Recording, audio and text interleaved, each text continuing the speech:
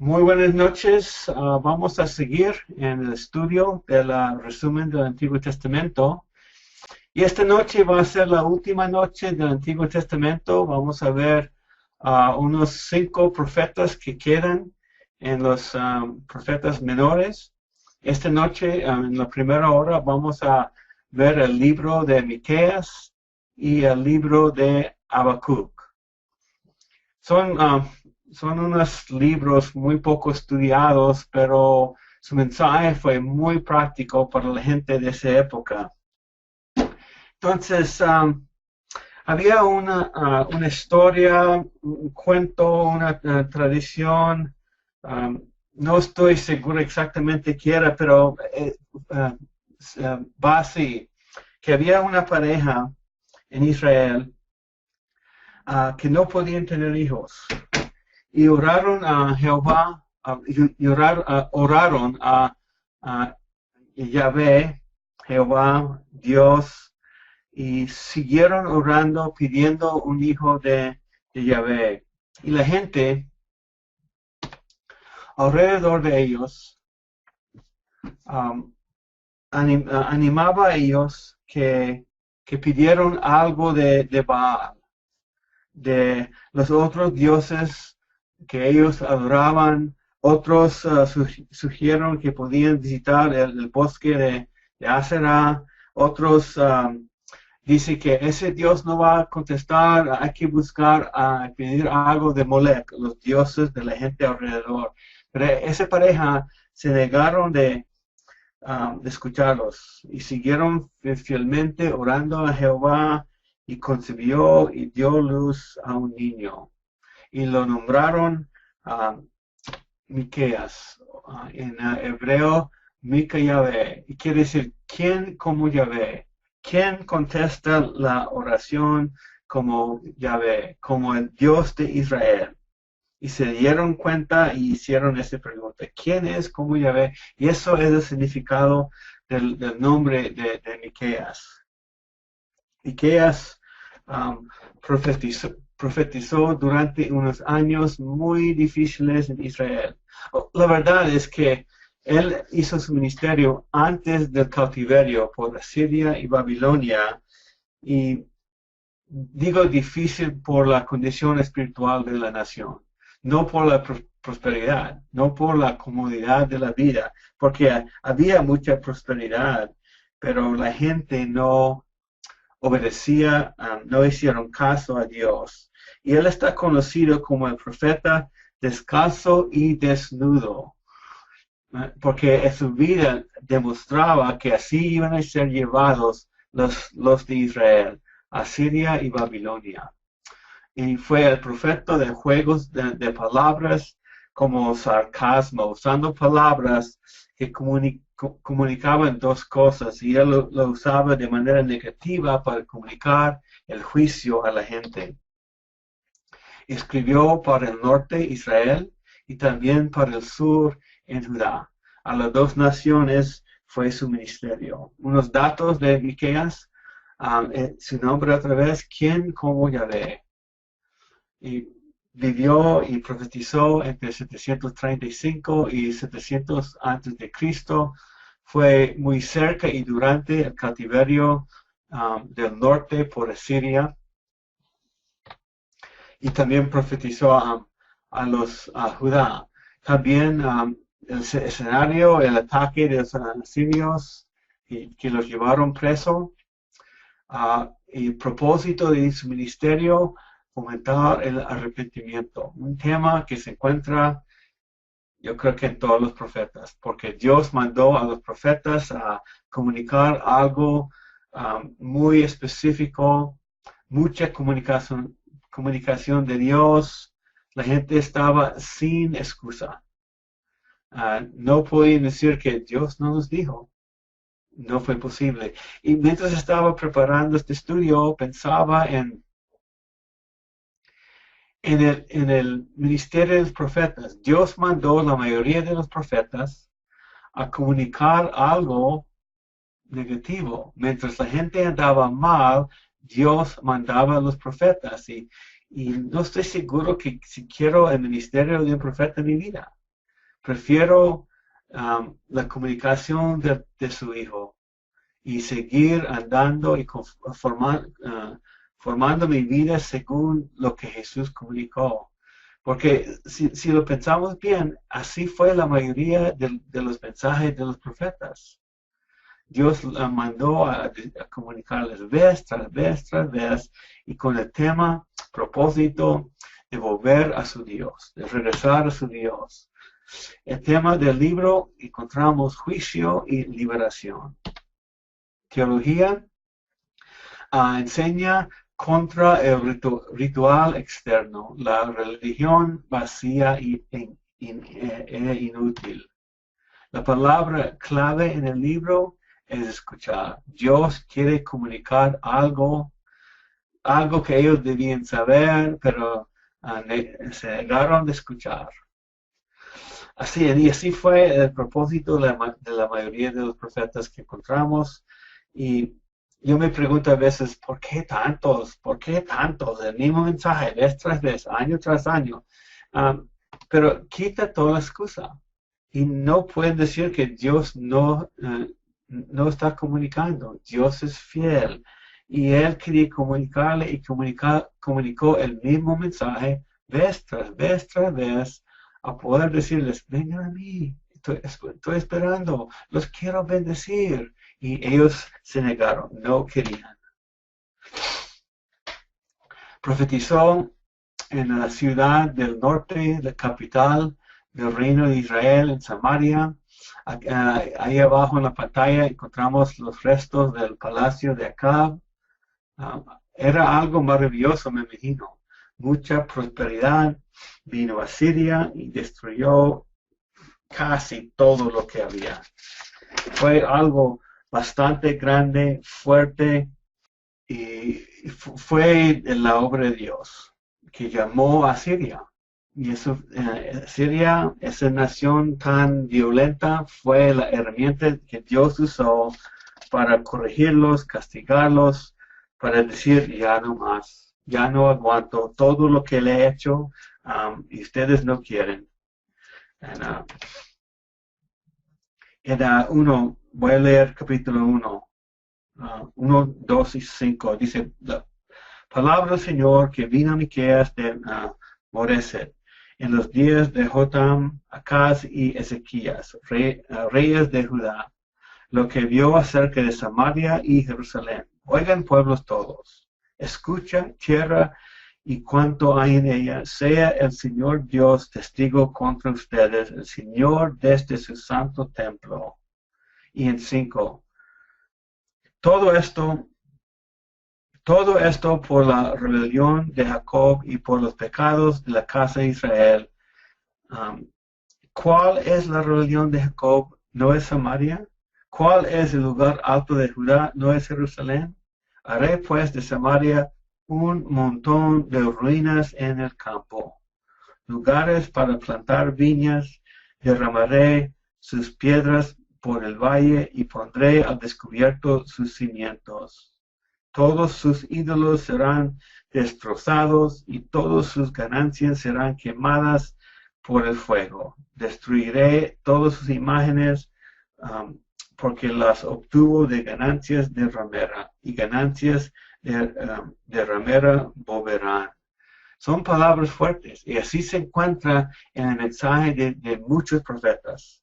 Dios iba a castigarlos sin misericordia y así fue la nación de Siria. Como ya mencioné, ¿por qué Miqueas andaba descalzo y desnudo? Así iban a ser llevados presos. Israel por Asiria y Judá por Babilonia, como presos, algunos esclavos, algunos torturados, matados, mucha violencia iba a ser. Él usaba, Miqueas, juego de palabras, nombres, que usaba, nombre casa de polvo, porque Dios iba a ser una casa de polvo con ellos. En versículo 10 de capítulo 1 se va a volver en lugar de humillación y vergüenza. Shafir, ciudad de belleza, para comunicar la belleza, va a desaparecer y se vuelve fea. Sahán saliendo, esta gente en versículo 11, esta gente no va a salir, o sea, no va a escapar el castigo que el Señor les va a mandar. Varias cosas.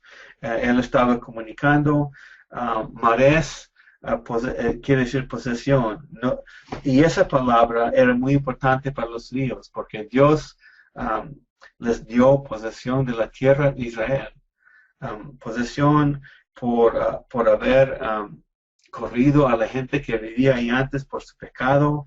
Y en 1.15 de Miqueas dice, no van a poder, no van a tomar posesión, sino llevado como posesión del enemigo.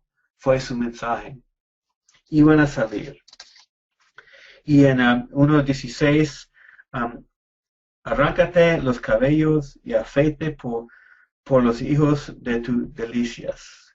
Ensancha tu calva como la del buitre, porque irán al cautiverio lejos de ti. Y eso fue por Israel, por los asirios, y Judá por los babilonios. Y así fue el resultado de ambas naciones. Razones por el juicio. Había mucha corrupción, mucha idolatría, rechazaron a Dios, a sus mensajeros, codiciar, rechazo de la palabra de Dios, saqueo, tomaron posesiones de otros y oprimieron a los pobres. Así fue la condición de la gente. Codiciar algo eterno, algo por fuera, rechazaron el mensaje de Dios y acciones contra sus hermanos. Saqueo y opresión, quitando las posesiones y no cuidando a los pobres. Después, en el capítulo 2 dice, ciertamente los reuniré a todos. Y otra vez, mezclado entre el juicio, la condenación, el castigo, encontramos promesas. Promesas y después, y eso me da la impresión que Dios está diciendo, ay, no quiero hacer todo esto, pero tengo que hacerlo. No puedo aguantar el pecado vez tras vez, año tras año. Les doy mi palabra y no la quieren. No quiero hacer lo que voy a hacer, pero tengo que hacerlo. Tengo que buscar el pecado, porque soy un Dios santo y tengo que hacerlo, pero realmente no quiero hacerlo. Y mezclado en medio de todo eso, encontramos promesas de bendición en el futuro. En el 2:12, ciertamente los reuniré a todos, oh Jacob, ciertamente recogeré al remanente de Israel, los agruparé como ovejas en el redil, como rebaño en medio de su pastizal, harán estruyendo por la multitud de hombres.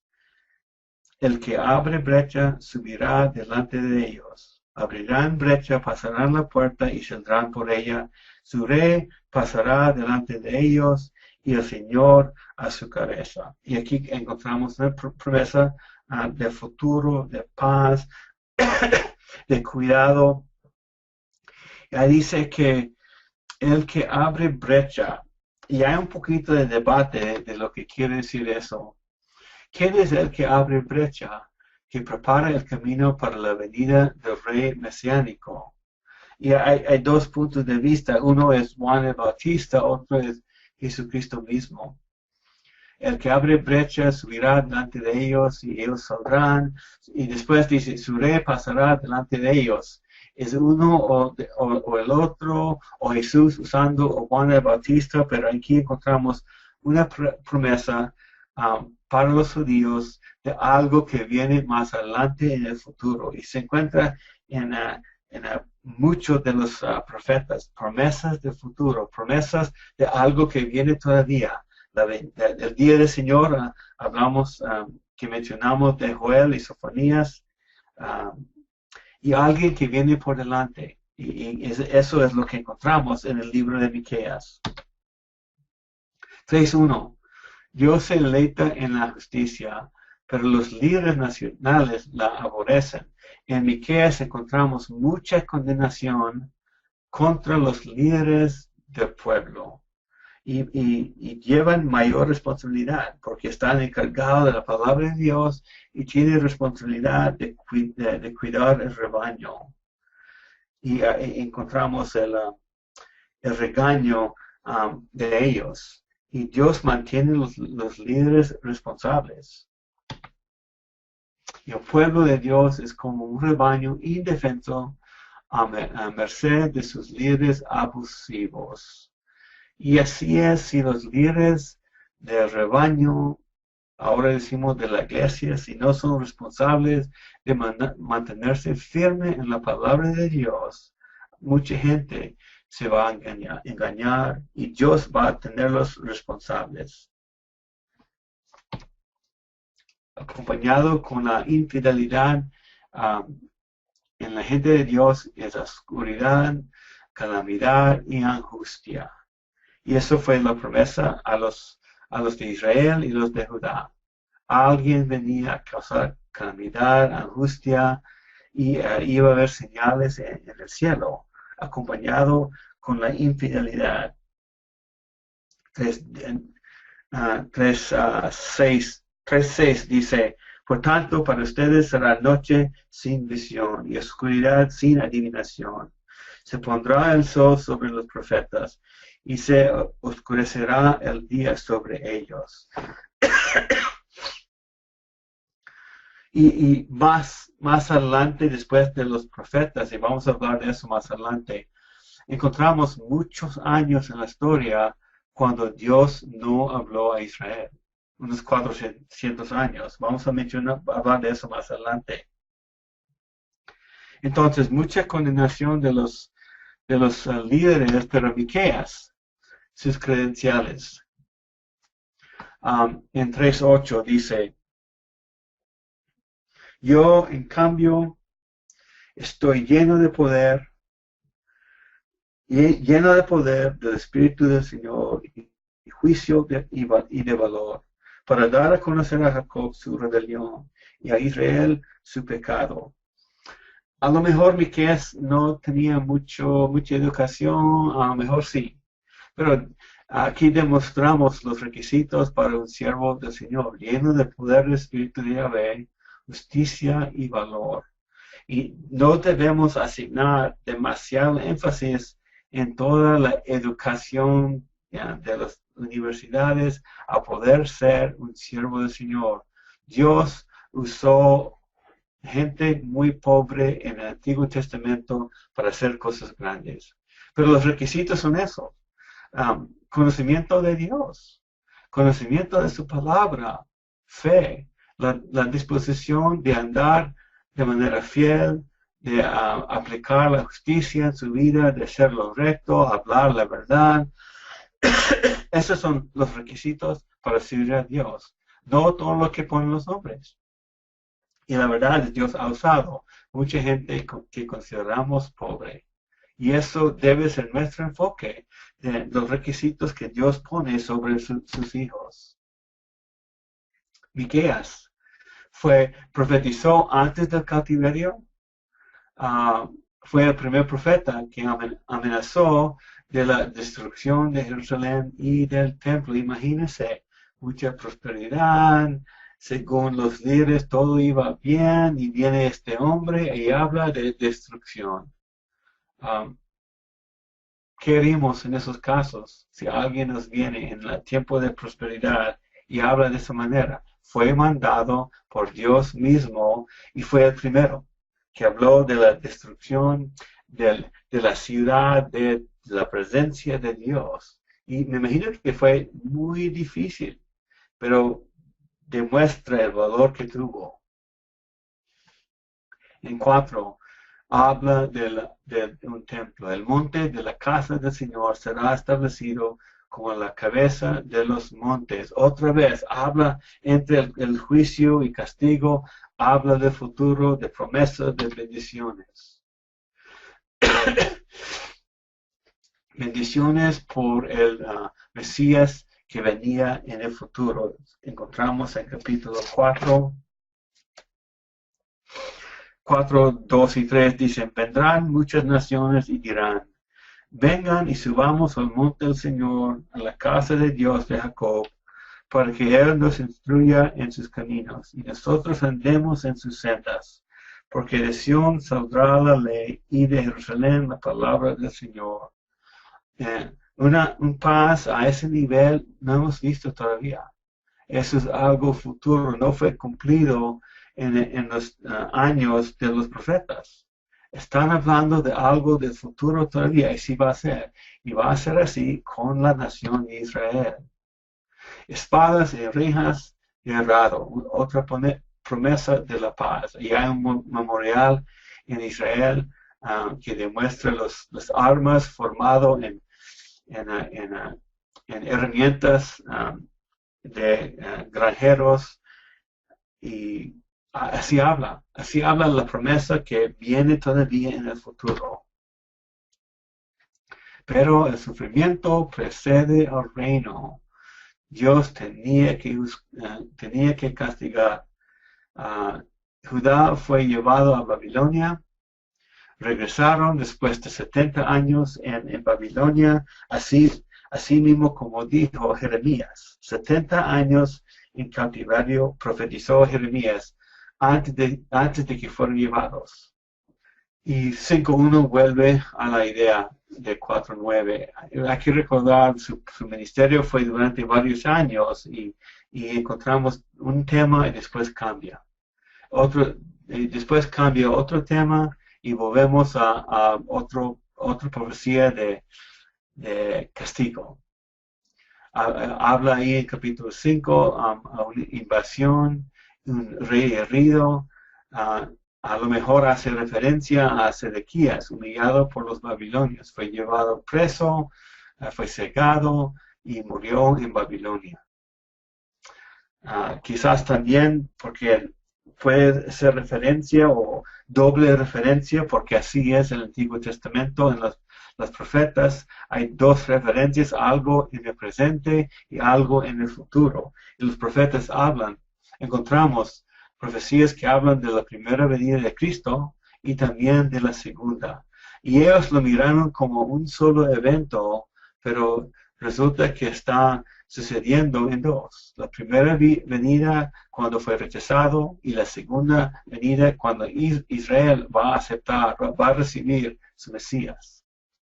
Pero después de 5.1 dice, en 5.2 habla de una profecía muy conocida.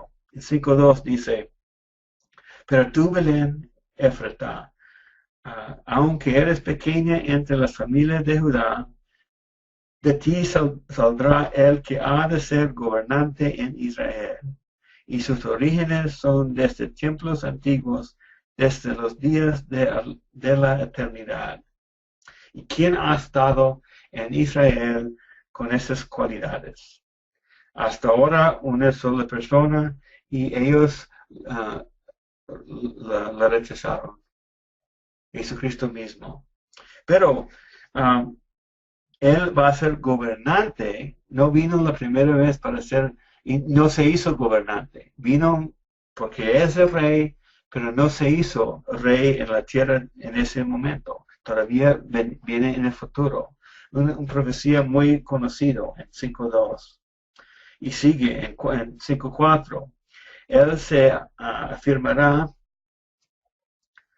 y pastoreará su rebaño con el poder del Señor, con la majestad del nombre del Señor su Dios, y permanecerán, porque en aquel tiempo Él será engrandecido hasta los confines de la tierra. No hemos visto eso todavía. Es una promesa para el futuro, y Él será nuestra paz. Cuando el asirio invada nuestra tierra y cuando pisotee nuestros palacios, levantaremos contra él 7 pastores, 8 príncipes del pueblo, y ellos pastorearán la tierra de Siria con espadas, la tierra de Nimrod en sus puertas, y él nos librará del asirio cuando invada nuestra tierra y pisotea nuestro territorio. Aquí hablando todavía del futuro, cuando alguien va a gobernar desde la tierra de Israel. Y ya sabemos de quién está hablando. El Mesías, el rey mesiánico, nace en Belén, y lo cual ya sabemos. ¿Y quién va a ser? El Dios encarnado. Y lo que va a hacer, ya lo sabemos, pastorear a Israel y a todas las naciones. Un pueblo al sur de Jerusalén es donde nació, y así de eso habla el 5:2 de Miqueas, hablando del juicio, castigo y también del futuro del Mesías que venía todavía en el futuro. El Mesías afirmará y pastoreará su rebaño y va a gobernar toda la tierra. No hemos visto eso todavía. Nadie ha podido hacer una unidad sobre toda la tierra, una promesa que todavía no se ha cumplido, aunque ya vino una vez. Lo que Mesías va a significar para Israel y el mundo es la paz. Espero ese día. Quiero vivir en esa paz. Y eso es mi futuro. Y si eres creyente, es tu futuro. Y que venga el Señor Jesucristo. Y que Israel reconozca quién es su Mesías. Siguiente 6. Otra vez. A la condenación, al juicio. Llamando a los testigos en 6:1 como un corte, como algo oficial, una demanda contra Israel. El demandante es Yahvé mismo. En capítulo 6, litiga con los montes y oigan las colinas tu voz. La acusación del Señor está en 6:2. El acusado es Israel, porque han sido culpables de abandonar a su Dios. Y les hace recordar de la bondad pasada de Yahvé en 6:3-5. Dice, mi pueblo mío, ¿qué te he hecho? ¿O en qué te he molestado? Respóndeme, pues yo te hice subir de la tierra de Egipto, de la casa de servidumbre, te redimí. Y envié delante de ti a Moisés y a Aarón y a Miriam, mi pueblo mío. Acuérdate ahora de lo que tramó Balac, rey de Moab, y de lo que le respondió Balaam, hijo de Beor, de Sittim hasta Gilgal, para que conozcas las justicias del Señor. Los hace recordar el pasado, todo lo que Dios había hecho con ellos. Negaron de escuchar. Y rechazaron la voz del Señor. Pero todavía había mucha religión, templo estaba funcionando, con qué me presentaré al Señor, y habla de muchas cosas, y Dios los condena por todas esas cosas, porque son rituales vacíos, religión vacía, inútil, haciendo lo exterior, pero sin un corazón sincero al Señor. Adoraron a Jehová y a Yahvé, y adoraron a los dioses falsos a la vez. Y lo que dice 6:8 de Miqueas. Dice, Él te ha declarado, oh hombre, lo que es bueno. ¿Y qué es lo que demanda el Señor de ti? Sino solo practicar la justicia, amar la misericordia y andar humildemente con tu Dios. Eso es lo que nos pide todavía. Fidelidad en su palabra, en su amor, en su justicia. Justicia es mantener una relación adecuada con el prójimo. Eso es el fruto de la fe en Dios. Amor leal en la relación con el prójimo y con nuestro Dios. Y caminar en comunión con Dios y en la obediencia humilde. Y esa idea está expresada por Juan el Bautista. Um, Dice en 3:30 de Juan, es necesario que Él crezca y que yo disminuya. Humildad, sumisión a la autoridad de Dios, diciendo a Dios, yo te creo. Lo que tú dices para mi vida, eso es lo que sigo. Eso es lo mejor para mí. Eso es lo que pide. ¿Qué más podemos darle? Y volvemos a la idea que mencioné en el inicio de esta clase, que Dios está diciendo, ay, tengo que juzgar el pecado, pero realmente no quiero hacer lo que voy a hacer a ustedes. Y tenemos la pregunta en la batalla, ¿cómo es Dios? En el capítulo 7 de Miqueas 7:18. Dice, ¿qué Dios hay como tú? Sigue el significado del nombre de Miqueas. ¿Quién hay como Yahvé? Pero en 7:18, ¿qué Dios hay como tú que perdona la iniquidad y pasa por alto la rebeldía del remanente de su heredad? No persistirá en su ira para siempre, porque se complace en la misericordia. Volverá a compadecerse de nosotros, eliminará nuestras iniquidades. Sí, arrojarás a las profundidades del mar todos nuestros pecados. Otorgarás a Jacob la verdad y a Abraham la misericordia, las cuales juraste a nuestros padres desde los días anteriores. Eso es el corazón de nuestro Dios, y eso es lo que está comunicando por los profetas mientras Israel andaba mal, andaba tras dioses falsos, pero Dios siguió diciendo vez tras vez en muchos de los profetas que ya vimos, vuelven a mí, aquí estoy con las brazos abiertos, quiero recibirlos, quiero perdonarlos, requiero arrepentimiento y un corazón sincero. De ahí seguimos a Habacuc. Habacuc es un libro muy interesante y toca nuestros sentimientos, toca preguntas que nosotros hacemos. Habacuc es el profeta perplejo, o quizás frustrado, frustración que nosotros también sentimos. ¿Alguna vez ha dudado la existencia de Dios? ¿Ha hecho esas preguntas?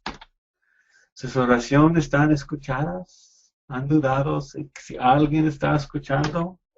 ¿Existe realmente el cielo? ¿Se ha preguntado algún momento en la vida acerca de las cosas de Dios, dudando y con el deseo de querer entender, pero la respuesta no viene? Así fue este profeta en esa época. Una apelación de uno que honestamente duda. No, una persona que no está segura, pero quiere saber, quiere escuchar algo de Dios. ¿Puede identificarse con este profeta? Pues yo sí, en muchos casos en mi vida hice preguntas, Dios, ¿qué está haciendo? No entiendo lo que está pasando aquí. Datos de este profeta, su nombre quiere decir embrace o abrazador. Quizás era un hombre muy amable, abrazaba, amaba a la gente, aunque a la vez reconoció la maldad en su pueblo. La fecha de su ministerio durante la era de los caldeos entre 607 y 606 antecito de la llegada de Nabucodonosor. Escenario los degenerados y el ataque de Carquemis. Carquemis era una ciudad de Asiria. Babilonia había conquistado a esa nación y también a Egipto. Los asirios llevaron presos a Israel, pero fueron más allá de donde debían. Fueron más allá, hicieron demasiado violencia, demasiado problemas, fueron más allá del llamado de Dios. Dios sí levantó a los de Siria y los de Babilonia, naciones paganas, para castigar a su pueblo por seguir a los dioses falsos y muchísimas cosas. Entonces,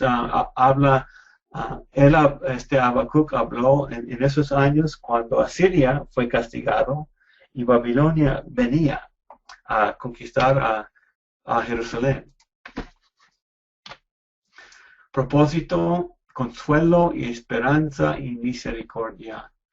Que los que atacaron a Israel fueron castigados y también Babilonia iba a ser castigado. Tema, la santidad de Dios.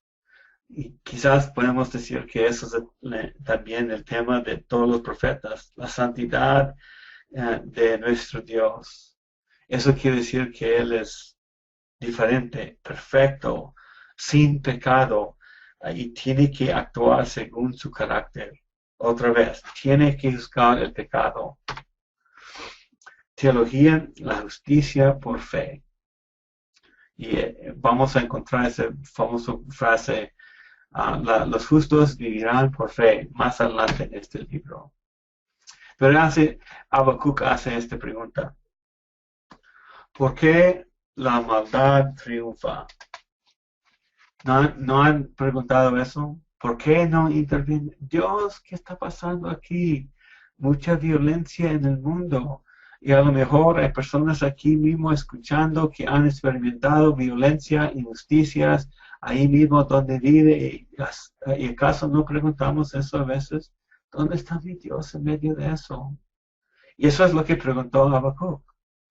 En Habacuc 1, 2 y 3 dice, ¿hasta cuándo, Señor, pediré ayuda y no escucharás? Clamo a ti, violencia, Señor, mire lo que está pasando. Sin embargo, tú nos salvas.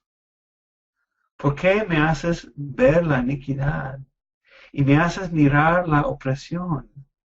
La destrucción y la violencia están delante de mí. Hay rencilla y surge la discordia. Este profeta de Dios hizo las mismas preguntas que nosotros hacemos, ¿no es cierto? En 1:5 y 6 dice, miren entre las naciones, observen, asómbrense, quédense atónitos, porque voy a levantar a los caldeos, dice el Señor a través de este profeta, voy a levantar a los caldeos, vienen a destruir, van a ser herramienta para llevar preso a Jerusalén. Y este profeta está diciendo, el que ama a la gente, Señor, ¿por qué? ¿Qué es lo que está pasando? ¿Quiénes fueron los caldeos? Son los de Babilonia. Originalmente un pueblo semita del sur de Babilonia. Es donde vino Abraham originalmente, cuando Dios lo llamó. Vino de esta área del mundo, conocida como Caldú en los registros asirios. Gente muy importante para los asirios porque conquistaron a los asirios. Caldea se usa en la Biblia como un sinónimo de Babilonia. Babilonia era la ciudad, Caldea era la región donde vivió Nabucodonosor, Daniel, Ezequiel, hicieron sus ministerios entre los caldeos. Y él iba a usar esa nación para castigar. En 7 a 10 encontramos la descripción de los guerreros caldeos. Dice de ellos, impotente y temible. Sus caballos son más veloces que leopardos. Vienen todos ellos para hacer violencia. se burla de los reyes y los gobernantes les son motivo de risa. Era una nación fuerte, muchos guerreros, muchas armas, y se ríe de toda fortaleza, amontona escombros para tomarla. Si la ciudad se encerró para que nadie pudiera entrar, amontonaron tierra a poder subir hasta el nivel de la pared de la ciudad y lo conquistaron. Fueron expertos en la guerra. Los caldeos también son culpables. Dice en 1:11, entonces pasará como el viento y seguirá, y se le tendrá por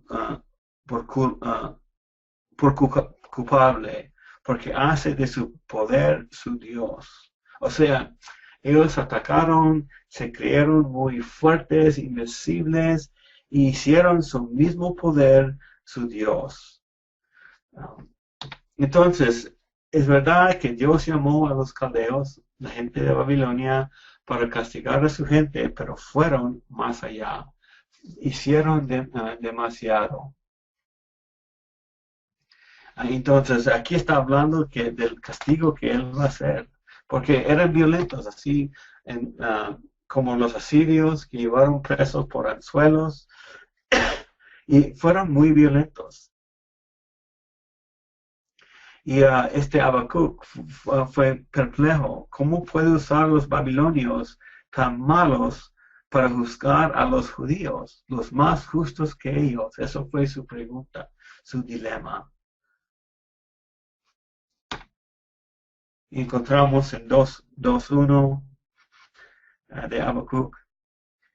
Y él dice, estaré en mi puesto de guardia. Después de hacer todas esas preguntas, analizar todo lo que estaba pasando y sin poder entender por qué Dios hizo todo eso, dijo en 2:1, estaré en mi puesto de guardia y sobre la fortaleza me pondré, velaré para ver lo que Él me dice. Y en 2:2 el Señor contestó explicando el principio de recompensa divina. Eso fue su respuesta. ¿Por qué Dios va a hacer tanta violencia? ¿Por qué está haciendo eso? ¿Por qué no contestas? Y Dios le explicó que tenía un propósito. Y es lo mismo para nosotros. Experimentamos cosas difíciles, pero nuestro Dios, el soberano, tiene un propósito, así como tuvo entre Babilonia y Jerusalén. Y las dificultades que ellos experimentaron, lo que ellos experimentaron, nunca he visto en mi vida. Estamos hablando de algo feo, sangre, violencia, ataques, abusos. Fue el castigo por no andar fiel con su Dios. Después de todo lo que Él había hecho para ellos. En 2:4 se conservará el justo que vive confiando en Dios, pero los orgullosos y malvados perecerán. Aquí encontramos algo con los de Judá. No encontramos esto acerca de la gente de Israel del norte. Dice, aquí está hablando de salvar a algunos de Jerusalén, los pocos que fueron fieles, y eso es lo que encontramos en la vida de Daniel y sus 3 amigos. Fueron llevados a Babilonia, conservados, y sí, prosperaron, hasta prosperaron en el cautiverio. Y otra vez, promesas entre el juicio. Habacuc. Hay una expresión que encontramos aquí, el hombre justificado por fe vive. Y algo parecido de Pablo, el hombre justificado vive por la fe. 2 maneras de expresar estas 2 ideas, y creo que los 2 están en lista. El justo vivirá por fe, será salvo. La fe salva, nosotros vivimos por la eternidad con nuestro Dios. Pero también por la fe los justos viven. Los que ya son salvos también viven por fe. O sea, nuestro andar en el mundo es por fe en nuestro Dios. Los dos están en vista aquí, creo. Y creo que Pablo entendió bien lo que Habacuc estaba diciendo.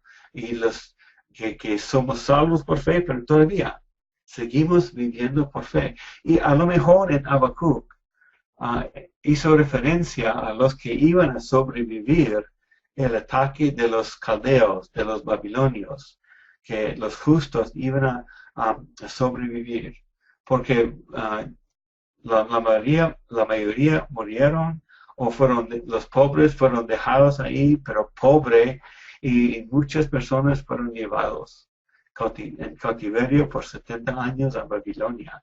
Pero Dios les dio promesas de regresar un día, lo que no hizo con Israel. Israel, las 10 tribus del norte, como nación, nunca regresaron. Fueron mezclados, se volvieron en lo que son los samaritanos, pero de razas mixtas, y no regresaron como de sangre pura de las tribus originales. En el capítulo 3 encontramos una oración de este profeta. En la 3:2 voy a leer. Oh Señor, he oído lo que se dice de ti y temí. Aviva, oh Señor, tu obra en medio de los años. En medio de los años, dala a conocer. En la ira, acuérdate de tener compasión. Y encontramos esta oración en forma de un salmo. Y está reconociendo aquí que el Señor está haciendo algo con un propósito. Y dice entre su esplendor cubre los cielos, y de su alabanza está llena la tierra. En 5, delante de él va la pestilencia, y la plaga sigue sus pasos. Hablando del uso del Señor de las cosas de juicio, de castigo, pestilencia y plagas. En 3:16 dice, oí y se estremecieron mis entrañas, a tu voz temblaron mis labios, entra podredumbre en mis huesos, y tiemblo donde estoy. Tranquilo espero el día de la angustia al pueblo que se levantará para invadirlos. Estaba llegando el momento de aceptar lo que Dios está haciendo. Aunque la higuera no eche brotes ni haya fruto en las viñas, aunque falte el producto del olivo y los campos no produzcan alimento, aunque falten las ovejas del redil y no haya vacas en los establos. 18. Con todo yo me alegraré en el Señor. Me regocijaré en el Dios de mi salvación. Así termina Habacuc en su oración y habla de este animal. Dice el Señor Dios 19. Él ha hecho mis pies como los de la sierva, y por las alturas me hace caminar. Me hace caminar. Hace el ejemplo de este animal que anda en lugares difíciles, y demuestra que cuando Dios manda algo difícil en nuestras vidas, Él nos da la capacidad de aguantar, de poder sobrevivir y de salir victorioso. Nos hace capaz. Y este profeta está alabando a Dios en medio de la devastación de Judá en 3:18. Muy triste. Me imagino que que lloró mucho este profeta, reconociendo a lo que estaba pasando y conociendo más a nuestro Dios. Lecciones de Habacuc. No hay nada extraño en tener dudas acerca de Dios, de no entender y querer entender, y seguimos en ese camino, seguimos adelante. Aquellos que confían en Dios van a sobrevivir y prosperar. Y cada prueba, Dios proveerá su poder para soportarlo. Y al final de todo nos da éxito y nos da victoria. Y termino con 1 Corintios 10, 13. No les ha sobrevenido ninguna tentación que no sea común a los hombres, fiel es Dios, que no permitirá que ustedes sean tentados más allá de lo que pueden soportar, sino que con la tentación proveerá también la vía de escape, a fin de que puedan resistirla. Este hombre, Habacuc, este profeta escogido por Dios, experimentó lo mismo. Dudó, no entendió, buscaba una respuesta, venía, quizás no cuando él quería, pero venía en el momento que Dios quería revelarse. Y entendió al final. Pero no podía entender en el principio. Así somos, ¿no es cierto? Encontramos ese mismo ejemplo en este hombre Habacuc. Con eso terminamos el estudio de estos dos profetas, y en la segunda hora terminamos los últimos tres profetas del Antiguo Testamento. Entonces, que disfruten el tiempo con las preguntas, la plática entre el grupo,